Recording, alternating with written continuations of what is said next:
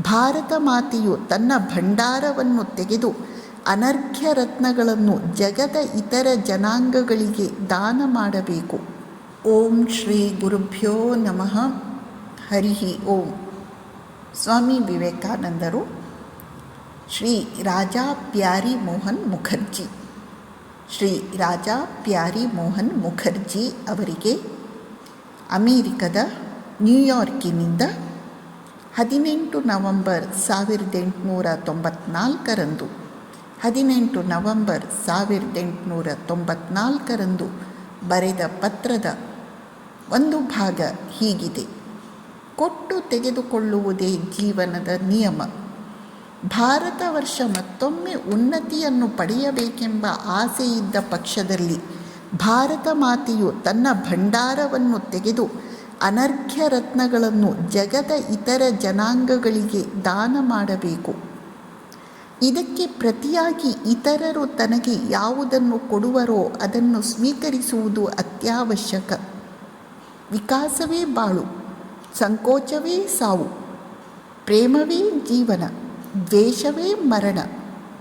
ಇತರ ಜನಾಂಗಗಳನ್ನು ಎಂದು ನಾವು ದ್ವೇಷಿಸುವುದಕ್ಕೆ ಮೊದಲು ಮಾಡಿದೆವೋ ಅಂದಿನಿಂದಲೇ ನಮ್ಮ ಸಾವು ಮೊದಲಾಯಿತು. ನಮ್ಮ ಹೃದಯ ವಿಕಾಸವಾಗಬೇಕು. ಇದು ಚೇತನದ ಚಿಹ್ನೆ. ಹಾಗಲ್ಲದೇ ಇದ್ದರೆ ನಮ್ಮ ನಾಶವನ್ನು ಯಾರೂ ತಡೆಯಲಾಗುವುದಿಲ್ಲ. ಸ್ವಾಮೀಜಿ ಈ ಚುಟುಕಾದ ಮಾತುಗಳ ಮೂಲಕ ಹಲವು ಮೌಲ್ಯಗಳನ್ನು ನಮಗೆ ತಿಳಿಯಪಡಿಸಲು ಪ್ರಯತ್ನಿಸುತ್ತಿದ್ದಾರೆ. ಯಾವಾಗಲೂ ಜೀವನದಲ್ಲಿ ಒಬ್ಬ ವ್ಯಕ್ತಿ ಇರಬಹುದು, ಒಂದು ದೇಶ ಇರಬಹುದು, ಒಂದು ಸಂಸ್ಥೆ ಇರಬಹುದು. ಅದು ಕೊಡ್ತಾ ಹೋಗಬೇಕು.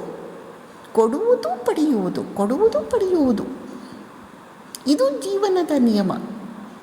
ಭಾರತ ಮಾತೆಯ ವಿಷಯದಲ್ಲಿ ಕೂಡ ಇದು ಸತ್ಯ. ಅದಕ್ಕಾಗಿ ಭಾರತ ಮಾತೆ ತನ್ನಲ್ಲಿರುವ ಅನರ್ಘ್ಯ ರತ್ನಗಳನ್ನು ಜಗದ ಇತರ ಜನಾಂಗಗಳಿಗೆ ದಾನ ಮಾಡಬೇಕು.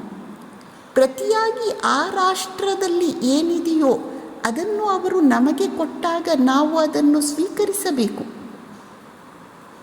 ನಾವು ಯಾವ ಜನಾಂಗವನ್ನು ದ್ವೇಷಿಸಲಿಕ್ಕೆ ಹೋಗಬಾರದು. ಇನ್ನೊಬ್ಬರನ್ನು ದ್ವೇಷಿಸಿದರೆ ಅದೇ ನಮ್ಮ ನಾಶಕ್ಕೆ ಕಾರಣ ಆಗುತ್ತೆ. ಎಲ್ಲರನ್ನೂ ಸ್ವೀಕರಿಸುವಂತಹ, ಎಲ್ಲರನ್ನೂ ಅರ್ಥ ಮಾಡಿಕೊಳ್ಳುವಂತಹ ವಿಶಾಲ ಹೃದಯ ನಮ್ಮದಾಗುವಂತಾಗಬೇಕು. ನಮಸ್ಕಾರ.